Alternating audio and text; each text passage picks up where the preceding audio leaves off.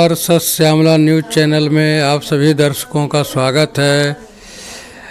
बिहार के स्वास्थ्य की स्थिति पर चर्चा करने के लिए हमारे साथ हैं शिक्षाविद डॉक्टर अनिल कुमार राय जी। इनसे हम चर्चा करेंगे कि बिहार में आम लोगों की स्वास्थ्य की क्या स्थिति है, बिहार सरकार अपने स्वास्थ्य के बजट को कितना खर्च कर पाती है, कैग का क्या रिपोर्ट है, इन सारे बातों पर चर्चा करेंगे। सर, आपका सत श्यामला न्यूज़ चैनल में स्वागत है। धन्यवाद, नमस्कार। स्वास्थ्य के बारे में जब हम चर्चा करते हैं तो स्वास्थ्य के महत्व को समझने की कोशिश करनी चाहिए। जिंदगी के जितने दूसरे आयाम हैं उसमें स्वास्थ्य सबसे प्राथमिक आयाम है। हम न पढ़े हुए भी जीवित रह सकते हैं, हम बेरोजगार होकर के भी जीवित रह सकते हैं, हम गरीब होकर के भी जीवित रह सकते हैं, लेकिन सबसे प्राथमिक चीज़ है हमारा जीवित रहना। इसलिए जितने सारे मुद्दे हैं उसमें स्वास्थ्य का मुद्दा सर्वप्रथम हो जाता है, प्राथमिक हो जाता है, सबसे पहला हो जाता है। जब हम स्वास्थ्य की बात करते हैं तो हमको दो स्तरों पर बात करनी चाहिए। पहला यह है कि स्वास्थ्य की व्यवस्था क्या है सरकार की तरफ से, और दूसरा यह कि हमारे समाज में या हमारे प्रांत में स्वास्थ्य की स्थिति क्या है। पहले हम स्वास्थ्य की सरकार की तरफ से स्वास्थ्य की क्या व्यवस्था है उसके लिए बात करना चाहेंगे।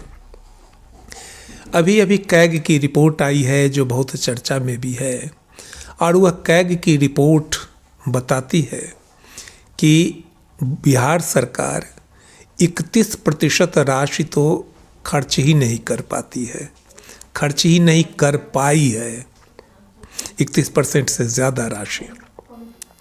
ऐसी स्थिति में आप समझ सकते हैं, एक तो जो बजट का प्रावधान होता है वही स्वास्थ्य के लिए इतना कम होता है कि वह पर्याप्त नहीं है। इसलिए हम लोगों की हमेशा यह मांग रहती है कि आवश्यकता अनुसार बजट का प्रावधान हो, या कहने के लिए नहीं कि इतना परसेंट दे रहे हैं उतना परसेंट दे रहे हैं, या गैर महत्वपूर्ण बात है या गैर महत्वपूर्ण चर्चा है। महत्व की बात यह है कि हम जो हमारी आवश्यकता है उसका हमारा जो बजट उस आवश्यकता की पूर्ति कर रहा है कि नहीं कर पा रहा है।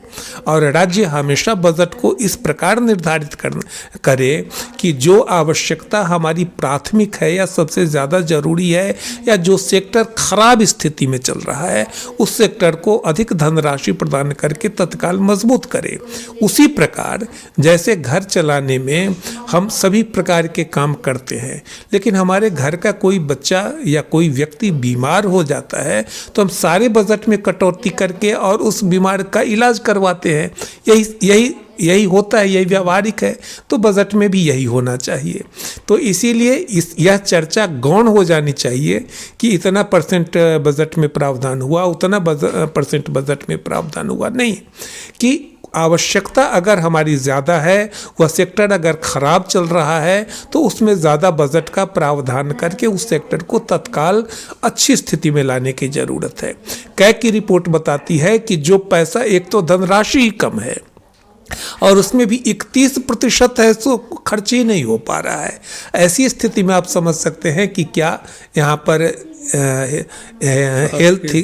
स्वास्थ्य की हालत होगी। कि WHO कहता है कि 1000 लोगों पर एक डॉक्टर होना चाहिए, वह मानक है WHO का पूरे संसार के लिए। और बिहार की स्थिति है कि 21,148 लोगों पर एक डॉक्टर है, मतलब 2 गुना बोझ है एक डॉक्टर पर। वह भी या तो संख्या है, संख्या से वास्तविकता को समझा नहीं जा सकता है। वह भी जो उसका डिस्ट्रीब्यूशन है डॉक्टर्स का, जो ग्रामीण इलाकों में नहीं है, वह शहरी इलाकों में, जिलों में, और बहुत हुआ तो कस्बों तक वह सीमित है। वह ग्रामीण इलाकों में वह अपनी सेवा नहीं दे पा रहे हैं। जो आपने अनुभव किया होगा कि जो PHC प्राथमिक स्वास्थ्य केंद्र जो शुरुआत में चलते थे, वहाँ पर एक कंपाउंडर नियमित रूप से रहता था। एक नर्स नियमित रूप से रहती थी और डॉक्टर वहाँ पर विजिट करते थे, और हम लोगों का बचपन उसी पीएचसी से दवा लेते लेते गुजरा था। वह घाव में लगाने वाली वह जो लाल दवा थी, क्या था, मैं सारी चीज़ों के लिए हम उसी पर निर्भर हुआ करते थे, और वह जगह जगह हुआ करता था। वे मकान आज भी बने हुए हैं, लेकिन वहाँ पर आपको दवाइयाँ नहीं मिल रही हैं। कोई भी दवा आप जाइए, वह दवा आपको नहीं मिलेगी। कंपाउंडर आपको कहीं कहीं है सब मिल जा रहा है, लेकिन दवाइयाँ तो एकदम नहीं मिल रही हैं। तो तमाम दावों के बावजूद यही स्थिति है।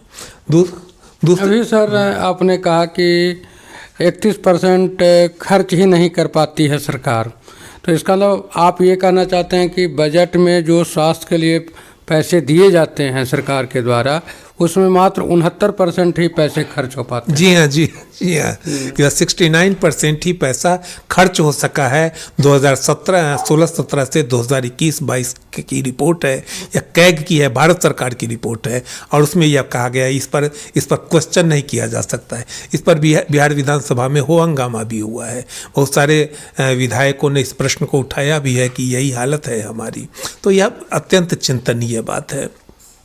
इसका परिणाम क्या हो रहा है?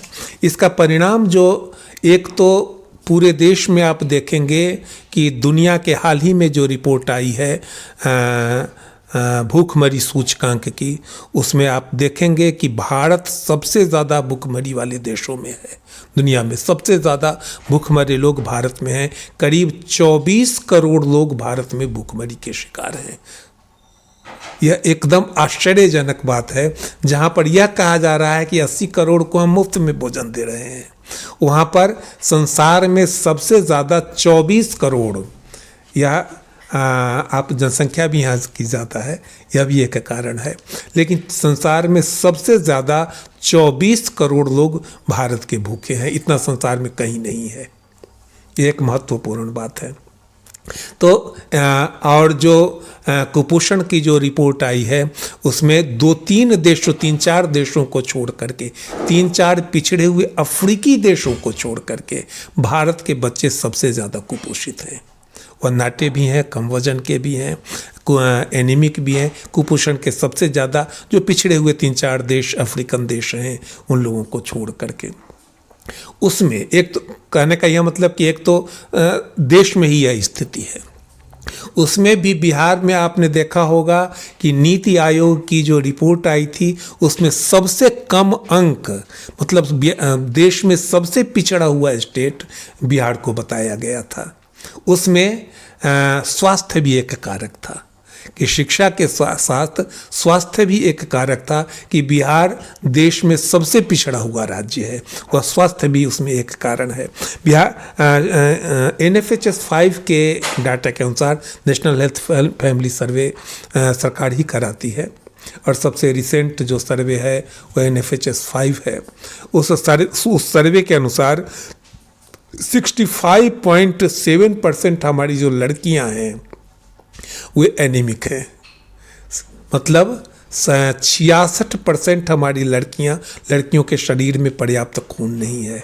इसे आप अनुमान लगा सकते हैं कि जिस आबादी की 50% आबादी की 66% लोग हैं सो एनीमिक हों, उस देश में एनीमिक होने का सीधा अर्थ होता है कि खाने पीने में कमी है, वह पर्याप्त उसको भोजन, पोषण युक्त भोजन उसको पर्याप्त उपलब्ध नहीं हो रहा है।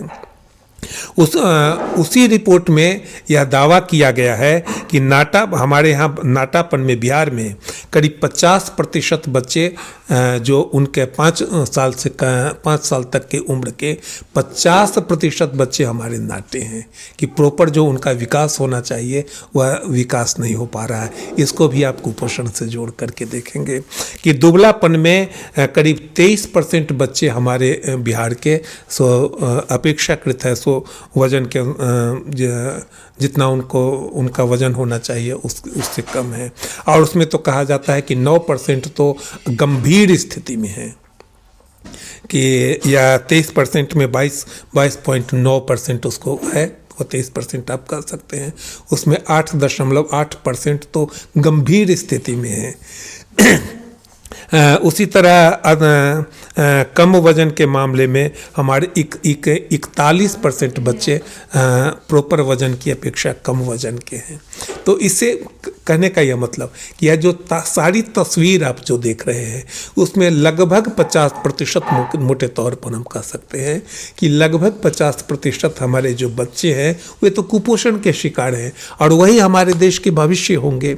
माना यह जाता है, स्वास्थ्य यह मानता है कि 5 वर्ष तक अगर जो बच्चा कुपोषित रह गया वह या बौना रह गया या दुबला रह गया, उसके फिर स्वास्थ्य संवर्धन की संभावना अत्यधिक क्षीण हो जाती है कि बाद में उसका वह रिकवर नहीं कर पाता है आसानी से।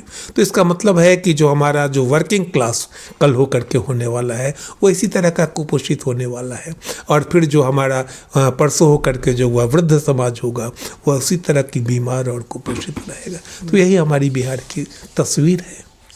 अभी सर आपने कहा कि विश्व स्वास्थ्य केंद्र के तरफ से रिपोर्ट है कि मतलब 1000 मानक है कि 1000 व्यक्ति पर एक डॉक्टर होना चाहिए, लेकिन बिहार में काफ़ी ज़्यादा पर एक डॉक्टर है। ये शहरी क्षेत्र में है, देहाती क्षेत्र का तो अनुपात और ही ज़्यादा है।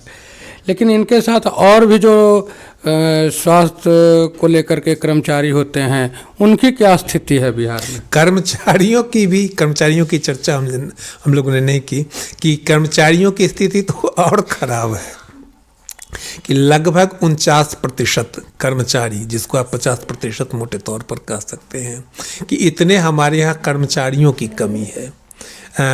मेडिकल स्टाफ की कमी है। मेडिकल स्टाफ ही वह रीढ़ होती है जो पूरी स्वास्थ्य व्यवस्था को संभालने का काम करता है। अगर वही कम हो, कोई सुई देने वाला, पानी चढ़ाने वाला, खून चढ़ाने वाला, दवाई पिलाने वाला, देखभाल करने वाला, जांच करने वाला, यही कर्मचारी अगर कम हो तो पूरी स्वास्थ्य व्यवस्था ही चरमरा जाएगी। और हम हॉस्पिटल में जाएंगे तो डॉक्टर अगर किसी तरह हमको डॉक्टर उपलब्ध भी हो जाता है और दवा हम लिखवा भी लेते हैं तो हॉस्पिटल में हमारा प्रॉपर केयर नहीं हो पाता है। और यही कारण है कि जानबूझ करके मैं इस बात को यह कहता हूँ कि जानबूझ करके इस तरह की व्यवस्था बनाई गई है कि आपको पीएमसीएच में चले जाइए। सबसे बड़ा सरकारी हॉस्पिटल बिहार का वही है कि आप पीएमसीएच में चले जाइए। पीएमसीएच का एक बहुत ही दुखद अनुभव मैं सुनाता हूँ कि यहाँ के एक प्रसिद्ध डॉक्टर ने अपना भोगा हुआ कि यहाँ के प्रसिद्ध डॉक्टर ने मेरी माँ को रेफ़र कर दिया वहाँ पर पीएमसीएच में। और मेरी यह उम्मीद थी, इस उम्मीद में चला गया कि वहाँ पर कई विभाग होंगे, इसके लिए जानबूझ करके रेफ़र किया है। और वे भी चूँकि इन्होंने ही रेफ़र किया है तो पीएमसीएच के ही डॉक्टर थे तो वे वहाँ पर उनका प्रॉपर देखभाल भी होगी। तो इस लोभ में मैं चला गया। वहाँ पर जाकर के इतना बुरा अनुभव हुआ कि रात के करीब 2 बजे जिस वार्ड में इनको रखा गया था, मैं भी उन्हीं के साथ था, कि रात के करीब 2 बजे एक पेशेंट की हालत ख़राब हो गई और नर्स बगल के कमरे में लोग सोई हुई थी और उनको जगाने के लिए वह पेशेंट का जो अटेंडेंट था बार बार दरवाज़ा खटखटा रहा था और कोई खोल नहीं रहा था। बहुत देर तक खटखटाने के बाद एक नर्स उसमें से बिगड़ते हुए निकल दी और करीब 15 से 20 मिनट तक उस रात के सन्नाटे में वो गालियाँ पड़ती रही। गालियाँ मतलब माँ बहन को लगा करके गालियाँ पड़ती रही और कोई उसका प्रतिकार करने वाला नहीं था। सुबह होते होते ही मैंने माँ को वहाँ से उठाया और कहा कि ऐसे वातावरण में तो इलाज क्या होगा, यहाँ पर तो इस तरह मतलब आप पेशेंट के दर्द को लेकर के जाइए और कोई गाली पड़ने लगे तो यह तो अजीब स्थिति है। तो मैं यह कहना चाहता हूँ कि यह स्थिति जानबूझ करके बनाई गई है कि मुख्यमंत्री जो वर्तमान में भी मुख्यमंत्री हैं, पटना के एक निजी हॉस्पिटल का उद्घाटन करते हुए जबकि मुख्यमंत्री को इस तरह के काम नहीं करने चाहिए, कि निजी हॉस्पिटल का उद्घाटन करते हुए उन्होंने बयान दिया था, इन्वर्टेड कॉमास में हुआ बयान मैं कहता हूँ और इसको मैं बार बार रिपीट करता हूँ कि हम कितना भी कर लें लोगों का पीएमसीएच पर विश्वास नहीं होगा। यह मुख्यमंत्री राज्य का मुखिया कह रहा है जिसके जिम्मे है यह बात कि वह पीएमसीएच पर विश्वास कराए और यह बयान दे रहा है कि हम कितना भी कर लें लोगों का पीएमसीएच पर विश्वास नहीं होगा। कहने का यह मतलब कि पेशेंट्स वहाँ से इधर डाइवर्ट हों, इसके लिए। और जो निजी हॉस्पिटल है वह लूट का अड्डा है। जिस हॉस्पिटल का उद्घाटन करते हुए मुख्यमंत्री ने बयान दिया था, वहीं पर मेरे ही एक संबंधी की किडनी निकाल ली गई है। मेरे ही एक संबंधी की किडनी, उसको 5 दिनों तक मरी हुई अवस्था में, ऐसो 5 दिनों तक, 4-5 दिनों तक वेंटिलेटर पर रखा गया। और जब लाया गया घर पर, जब कफन पहनाने के लिए जब कपड़ा खोला गया, तो ब्रेन एक्सीडेंट में उसका भर्ती हुआ था और पेट चिरा हुआ मिला। ब्रेन एक्सीडेंट में पेट का क्या संबंध होता है या कोई नहीं समझ सकता है। तो लोगों ने अंदाज किया कि उसकी किडनी है तो निकाल ली गई है। तो यह स्थिति है। तो यह सारी चीज़ें कि प्राइवेटाइजेशन को प्रमोट करने के लिए ये सारी स्थितियां, सरकारी जो स्थितियां हैं, जो स्कूल की स्थिति है वही हेल्थ की स्थिति है कि यहाँ पर सरकारी हॉस्पिटल्स को गिरा करके रखा गया है। और यहाँ पर जो लूट का जो चक्र चल रहा है कि वही कैग की रिपोर्ट पिछले साल जो आई थी, उसी कैग की रिपोर्ट में यह कहा गया था कि आयुष्मान भारत में जो 5 लाख रुपया मिलता है, उसमें कैग की रिपोर्ट है कि यह मतलब अखबार की खबर नहीं है या कहीं दूसरी जगह की बात नहीं है, ये सरकार की ये रिपोर्ट है जो लोकसभा में पेश की जाती है कि 10 लाख लोगों ने 3 मोबाइल नंबर से, मतलब 3 ही लोगों ने, या कि 3 मोबाइल नंबर से 10 लाख लोगों ने 5-5 लाख रुपए निकाल लिए। वे 10 मोबाइल नंबर्स कौन थे? एक नंबर जो था वह पहला डिजिट 9 था, बाकी 9 डिजिट 000000 था। यह कोई मोबाइल नंबर हिंदुस्तान में नहीं है, आप फ़ोन करके आप देख लीजिए। यह 7.5 लाख लोगों का एक ही मोबाइल नंबर था।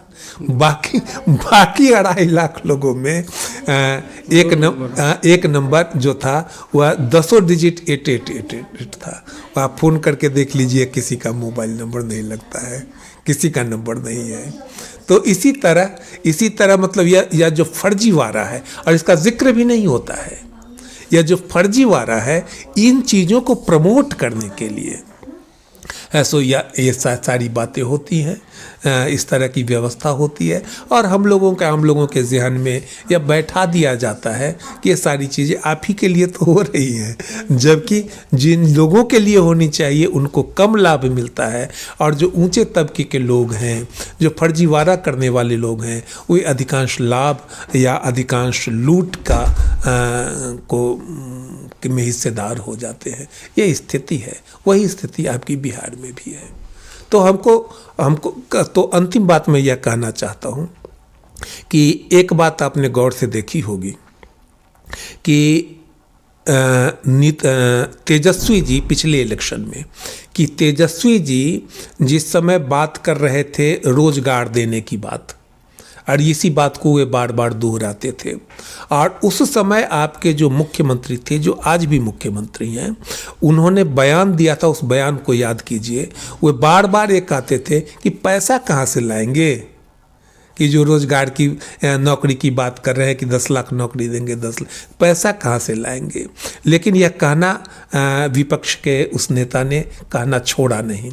और परिणाम यह हुआ कि सरकार बनने के बाद इस सरकार को या मुख्यमंत्री को यह लगने लगा कि बिहार में रोजगार एक प्रमुख मुद्दा है, प्रमुख डिमांड है, और यह वोट को प्रभावित कर सकता है।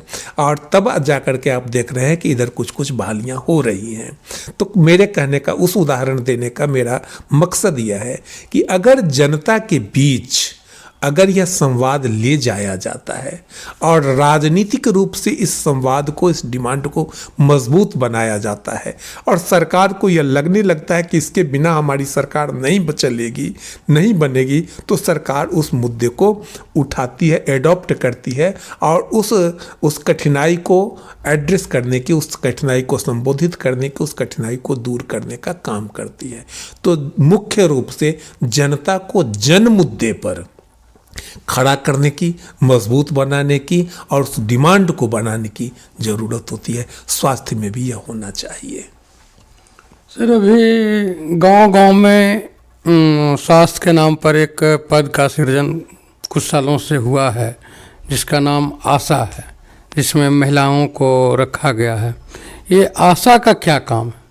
आशा वर्कर्स जो है उनका बहुत बड़ा नेटवर्क भी है कि मुख्य रूप से जो ग्रामीण महिलाएं हैं उनके प्रसव काल की देखभाल करने के लिए और उनको हॉस्पिटल पहुंचाने के लिए, और इसके लिए उनको कुछ पैसा दिया जाता है कि उस काम के लिए आशा वर्कर्स का यूज किया जाता है। और हॉस्पिटल में प्रसव हो इसके लिए उनको कुछ सहायता राशि भी दी जाती है। तो आशा वर्कर को का चूँकि व्यक्तिगत लाभ उसके साथ जुड़ा हुआ रहता है कि अगर वे हॉस्पिटल पहुंचाती है तो उनको कुछ राशि मिलती है, इसलिए वे अप्रोच करती है। लेकिन इस सब के बावजूद आज भी देखिएगा कि वह ठीक आंकड़ा अभी मुझे नहीं याद है कि अभी भी बहुसंख्यक ग्रामीण महिलाओं का सांस्थानिक प्रसव नहीं होता है। वह गांव घर में ही जिस तरह 40 साल पहले 50 साल पहले जिस तरह हुआ करता था उसी तरह आज भी बहुतेरी ग्रामीण महिलाओं और जो पिछड़े हुए इलाके हैं, और उसमें एक बहुत बड़ा कारण ये हो जाता है कि जहाँ उनका घर है वहाँ से हॉस्पिटल बहुत दूर हो जाता है, और वहाँ से उनके घर से हॉस्पिटल तक ले जाने के लिए कोई प्रॉपर व्यवस्था नहीं हो पाती है। इसीलिए आपने देखा होगा कि रह करके न्यूज़ में निकलता है कि कंधे पर लाश लेकर के जा रहा है, कोई व्यवस्था नहीं है। सरकार सब कहती है कि इतने पर डायल करो गाड़ी आ जाएगी। अरे यह शहरों के लिए है कि ग्रामीण इलाकों में गाड़ियां नहीं पहुंचती हैं। तो इसलिए सांस्थानिक प्रसव भी अभी भी उस मामले में भी बिहार अभी बहुत पिछड़ा हुआ है, और यह भी बड़ा कारण है कि सांस्थानिक प्रसव नहीं हो पाते हैं। माताएं एनीमिक होती हैं और इसके चलते जो बच्चे जन्म लेते हैं कि वह 6 महीना तक जो बच्चे का मृत्यु दर है वो अभी भी बिहार में बहुत हाई लेवल का है। हालांकि पहले से कुछ कम हुआ है, इसके बावजूद बिहार में अभी भी बहुत हाई लेवल का है। तो यह स्थिति है। सर, आपने सच श्यामला न्यूज़ चैनल को अपना कीमती समय दिया, स्वास्थ्य के बारे में हमारे दर्शकों को बताया, इसके लिए सर आपका धन्यवाद। धन्यवाद। सच श्यामला न्यूज़ चैनल के दर्शकों से आग्रह है कि आप इस चैनल को फॉलो करें और सब्सक्राइब करें। धन्यवाद।